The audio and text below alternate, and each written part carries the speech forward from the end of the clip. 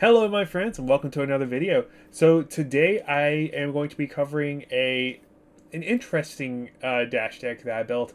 So this is a more defensive kind of pistol based dash deck. So if you've ever played dash before, you know that there are a couple different ways that you can take her. There's the really great, honestly it's really impressing me lately, the aggressive boost dash. I think that's a lot of fun. I'm going to be making a video here pretty soon on a really aggressive deck, and then we're also going to be looking at kind of more of a hybrid deck, which is what I prefer to take to tournaments and whatnot. But this is a much more passive and more, like, I guess, defensive dash list. So this is really built around the pistol package. So with your induction chambers and your plasma purifiers, basically the idea behind this deck is to build up permanents on the board to have a much better late game than your opponent will have. So you kind of use all these tools at your disposal, the defense reacts, the sigils, the oasis respites, and your heart of Fandal, to kind of weather the storm up front. And then when they're sitting with a bunch of blues or barely any cards, you're going to have a bunch of blues yourself, but your blues are going to be way more impactful because you're going to have induction chambers and plasma purifiers to really put the hurt on them. So with the full loadout, so with your pistol, 3 plasma purifiers, and 3 induction chambers, that is a total of, let's do the math here. So it's 5 damage per shot because of the 3 plasma purifiers. You get your first shot, induction chamber 1. So that's 3 induction chambers, so that's 4 shots. So 4 times 5, that's 20 damage off of just your permanents on board. Now, of course, this is going to require a decent amount of resources to pump in there.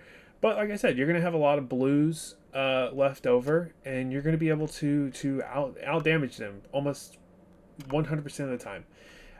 Now let's look at some of the other cards in the deck. So, like I said, the kind of key cards are your pistol package items here.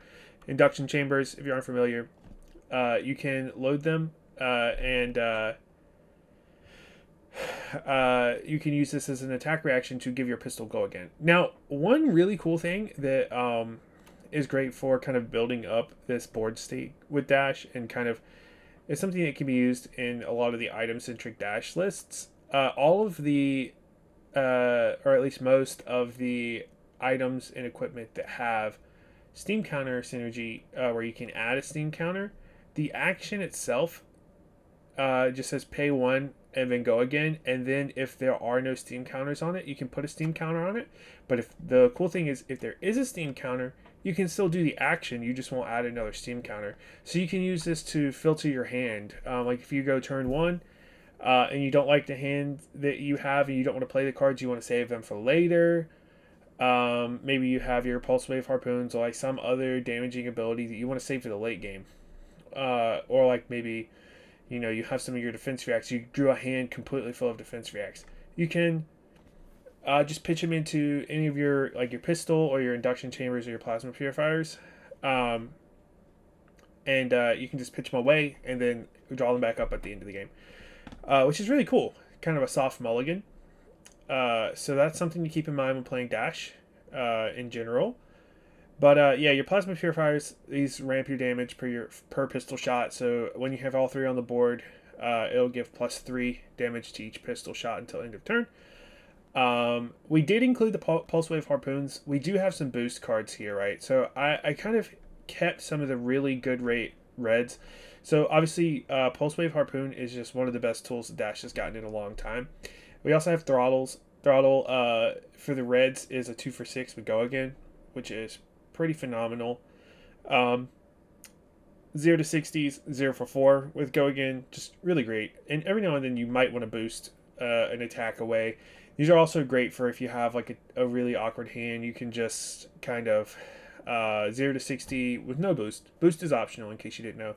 So just 4 damage. Not bad for a 0 cost. You can also boost and then Spark of Genius if you want to try to draw a card.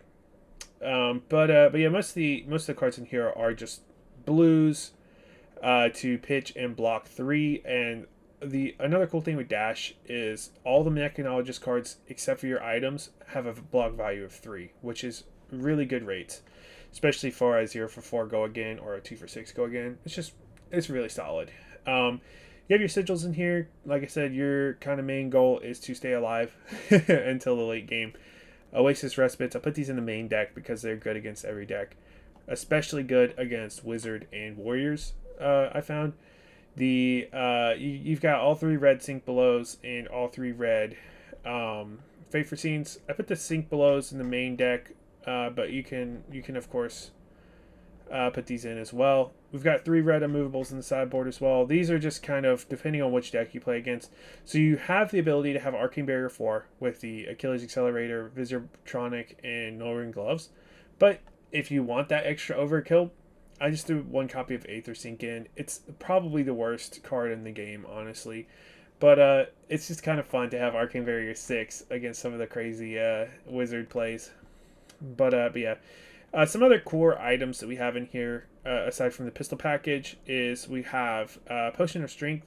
These are really cool. Now, you cannot fetch these with Spark of Genius, and you cannot put them into play with Dash's ability.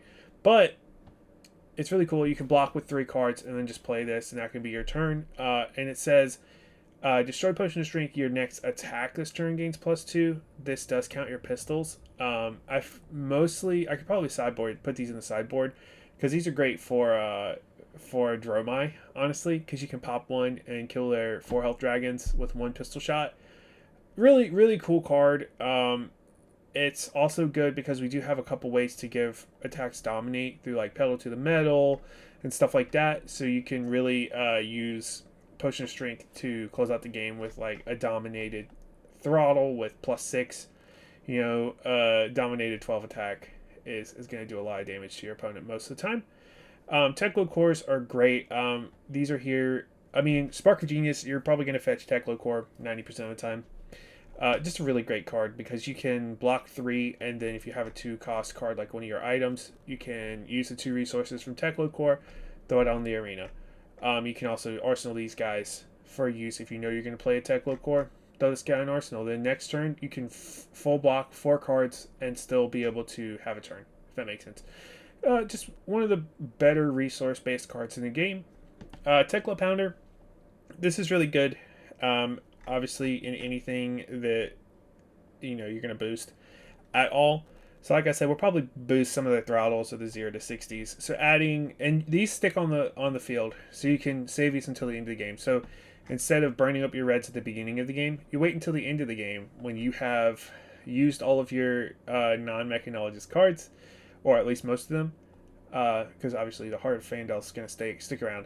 But you can wait until kind of the end of the game, and then you can start boosting a little bit more, like the 0 to 60s. So like a 0 +6 here for your first boost, so a 0 for 10. That's pretty good. It's just stealing advantages over the long game is kind of the core idea behind this deck. And it's pretty fun. I really enjoy it. Yeah, that's pretty much all there is to talk about. The equipment, so I've got a lot of blocking equipment. So Goliath Gauntlet is really here because kind of the closer is going to be to, obviously you're going to have your pistols, but you can also surprise them with, like I said, a dominated throttle. You can add the 2 extra damage on there, or we do have a couple combustibles and pedal to the metals that we can add on there to really kind of incentivize our opponent to throw cards in front of it. You can use this as fatigue because, like I said, with your pistol package, you're not losing cards, but you're still presenting absurd amounts of damage. It's not as well rounded as like a hybrid dash, but it's very fun. And if you like a more passive approach to the game, a more laid back game plan where you don't feel bad blocking with 3 or 4 cards from hand, this might be a deck to consider. Obviously, this is probably not going to be a top tier deck, but I do have 100% win rate on it so far. Granted, I've only played about 5 matches with it, but I mean, still, it's pretty good. It's a lot of fun. Heart of Fandal, I don't know, it's fun. We might cut it just because, like I said, once you reach kind of the end of the game, you're going to be running out of your Fate for Saints and Unmovables, and all your non-mechanologist cards are going to be kind of gone, so you can really boost a little bit more. And Heart of Fandal is just kind of a mine in the deck for if you hit it, you're just gonna be sad all around. There are a fair amount of non-blocking cards in here, but that's okay because, like I said, all your non-items are gonna have a block value of 3. So honestly, most of the time you're gonna have like maybe one card in hand that can't block. So you'll block with everything else and then just play that card, or use that card. Heart of Fandal is great because you most of the time will be gaining one life and also being able to put counters on a lot of stuff. I did include all 3 copies of Remembrance here. These are just to grab your pistol package items back because there are a lot of item destruction effects going around, like Imperial Warhorn, and Smashing Good Time and stuff like that. So if your opponent is able to get rid of these, it really hurts you, but Remembrance makes it a little bit easier. It's also yellow, so you can use it to pay for one of your items. Um, and also, if you are at the kind of end of the game and you have all your pistol package on board and you want to use Remembrance to go fetch like your red throttles or your red zeros, not a bad idea either. So that's the deck. Do you guys want to see any gameplay for this on Talishar? I'm actually probably going to bring this to an armory pretty soon because, like I said, I've been having so much fun with it. I've been trying to think of more interesting ways to take heroes, and this is kind of what I came up with for Dash. But I hope you guys enjoy the deck. I'll put the description, or sorry, the deck list in the description down below. And if you want more in-depth details about how to play it, what kind of cards to sideboard into, certain matchups, feel free to leave a comment, or you can reach out to me on any of my socials. I'll have those in the description as well. But without further ado, I hope you guys have a great day, and I hope you give this deck a shot. Like I said, it's very fun.